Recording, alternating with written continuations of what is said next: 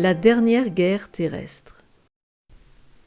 7e épisode, 2 réveils, le grand cri ou le faux réveil.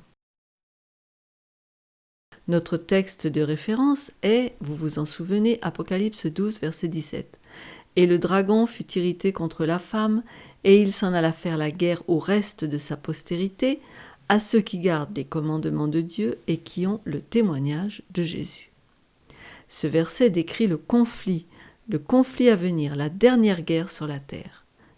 On vient juste de décrire dans notre dernier épisode 2 sortes d'inspiration ou illumination. Celle d'en bas, des esprits méchants rassemblant toute la terre pour la bataille, et le témoignage de Jésus réunissant son peuple et l'amenant à être à sa ressemblance complète. Mais cette bataille comporte 3 phases. Les préparatifs, les préliminaires et la bataille elle-même. Chaque camp doit préparer ses forces. Il y a le recrutement, l'organisation, la formation et l'infusion d'enthousiasme dévoué pour être prêt à tout. Car cette bataille est cruciale. Tout dépend d'elle. On perd tout ou on gagne tout. Cette bataille en appelle à beaucoup de puissance, une puissance inhabituelle, et le réservoir de puissance est grand de part et d'autre. Le monde n'a pas encore vu ce que Satan peut faire. Jamais encore il n'a été laissé sans frein. Et Dieu non plus n'a pas encore révélé ce qu'il est capable de faire. Il est impossible d'imaginer l'expérience du peuple de Dieu qui vivra sur la terre quand la gloire céleste et une répétition des persécutions du passé seront mêlées. La manifestation de la gloire de Dieu d'un côté et la révélation de la colère du dragon et de la puissance de l'enfer de l'autre. Cela dépasse le pouvoir de nos imaginations. Nous sommes là en présence de grands enjeux. 2 réveils, eh bien commençons par le grand réveil, et on appelle ça aussi le grand cri. Vous allez comprendre pourquoi. Nous allons dans Apocalypse 18, versets 1 et 2. Après cela, je vis descendre du ciel un autre ange, qui avait une grande autorité, et la terre fut éclairée de sa gloire.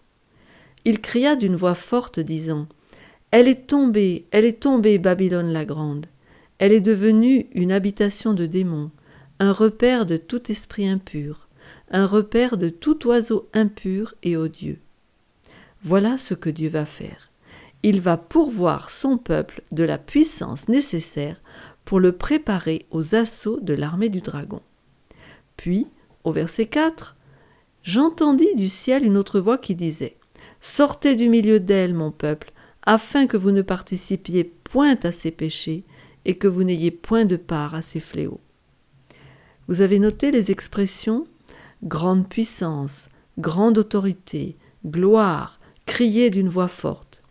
Tout cela signale une manifestation puissante, inhabituelle de gloire divine. La gloire, c'est un peu le caractère de Dieu. Il s'agit d'un ange ou un messager, mais comme les anges d'Apocalypse 14, cet ange représente le peuple de Dieu, qui proclamera le message pour ce moment-là.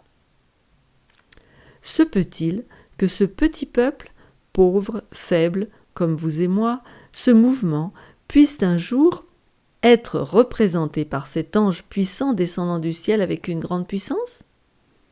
Eh bien, pour que cela arrive, il va falloir un déversement extraordinaire du Saint-Esprit sur ce peuple, et Dieu l'a promis. Lisons dans Actes 2, verset 17. « Dans les derniers jours, dit Dieu, je répandrai de mon esprit sur toute chair. Vos fils et vos filles prophétiseront, vos jeunes gens auront des visions, et vos vieillards auront des songes. » Le ciel va s'ouvrir pour déverser ses bénédictions sans précédent. À Pentecôte, à l'intronisation de Jésus dans le ciel, de riches courants de puissance ont été répandus sur les disciples. Il y aura une deuxième Pentecôte, une pluie de l'Esprit sans précédent, une double portion. Lisons aussi Actes 3, 19, où on voit l'action de cet Esprit. « Repentez-vous donc et convertissez-vous pour que vos péchés soient effacés, afin que des temps de rafraîchissement viennent de la part du Seigneur. » Le texte parle de temps de rafraîchissement. Ce sera pendant le temps de trouble sans précédent dont parle le prophète Daniel en Daniel 12, verset 1. En ce temps-là se lèvera Michaël, le grand chef, le défenseur des enfants de ton peuple. Et ce sera une époque de détresse telle qu'il n'y en a point eu de semblable depuis que les nations existent jusqu'à cette époque. En ce temps-là, ceux de ton peuple qui seront trouvés inscrits dans le livre seront sauvés. Mais Dieu enverra le Saint-Esprit sous la forme d'une pluie. Et comme il y eut une pluie de la première saison, à Pentecôte, il y aura une pluie de l'arrière-saison pendant le temps de trouble pour fortifier le peuple de Dieu contre les assauts de l'ennemi. C'est ce qui est annoncé en Joël 2, verset 23. « Et vous, enfants de Sion, soyez dans l'allégresse et réjouissez-vous en l'Éternel votre Dieu, car il vous donnera la pluie en son temps. Il vous enverra la pluie de la première et de l'arrière-saison, comme autrefois. » Quand les puissances d'en bas plongeront les croyants dans des temps de perplexité que la persécution amène, Dieu va envoyer de la puissance d'en haut, et le résultat sera une gloire indescriptible. Les enfants de Dieu prêcheront avec puissance, donneront un grand cri d'alarme comme de fidèles sentinelles. Cela produira de la lumière sur la terre, et beaucoup se convertiront, car jusque-là, ils n'avaient pas pu entendre la vérité tout entière.